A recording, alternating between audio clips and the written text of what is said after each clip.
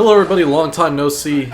My name is Blitzvogel and I have another video chronicling the performance of the Radeon 7750 for you here today.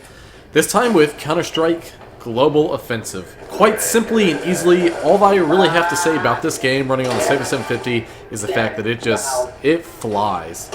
Simply put, the Radeon 7750 plus this i3 and just 6 GB of DDR3 RAM, it's overkill for this game, to put it mildly. We are running at max settings. The only real, I guess you could call, exception is the fact that I'm not running MSAA at all here. I'm actually running FXAA as my anti-aliasing solution. If I needed the frames, I wouldn't even use it, but we are running at 1080p, and even with the FXAA, we are staying well north of 100 frames per second almost always. There are a few dips just below 100, but not enough to really matter.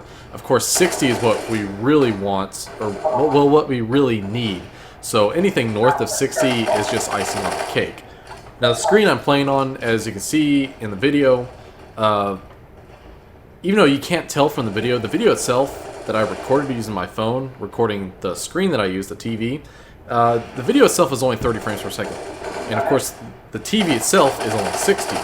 So of course it doesn't come across this video, but you can see there in the Msi Afterburner Statistics running at the top left-hand side of the screen, you can see our frame rate, our CPU usage, our GPU usage, how much video memory we're using, and how much system RAM we're using, as well as a bunch of other things that really just don't matter. If you're stuck, quote-unquote stuck, with the Radeon 7750, and all you play is Counter-Strike Global Offensive, you are set. You don't have anything to really worry about.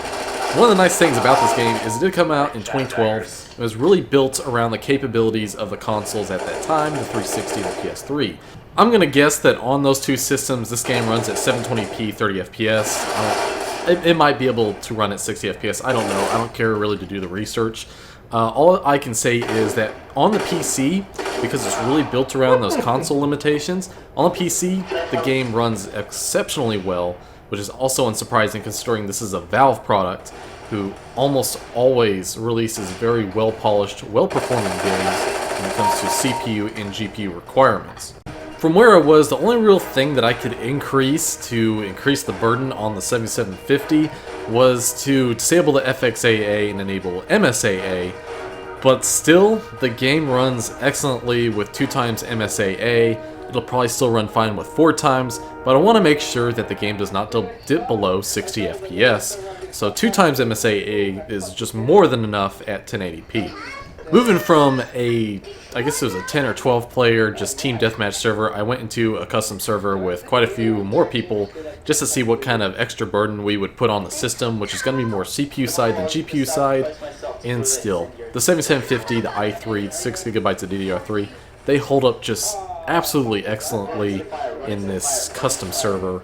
And I won't say I couldn't be more happy. It would be cool to play this on a 4K 144 Hz screen with either FreeSync or G-Sync enabled, but for all intents and purposes, for a light-duty gaming system, 7750 and i3 are like more than enough for Counter-Strike Global Offensive. Just simply put, that's how it is.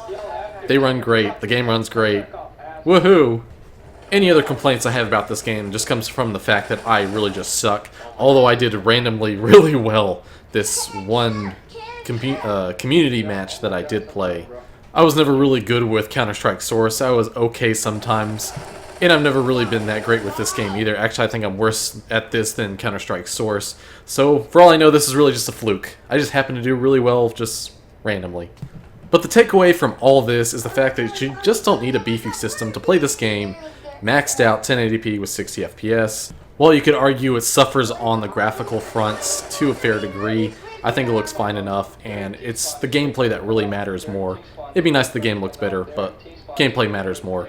And it's well designed, and it works on a myriad of systems, which is great because that means more people can play it. As much as I like to be a PC elitist about graphics and shit. But I hope you guys like this. Make sure to subscribe to my channel for more things like you saw here. Make sure to like this video if you liked it. My name is Blitzvogel. I will catch you guys next time.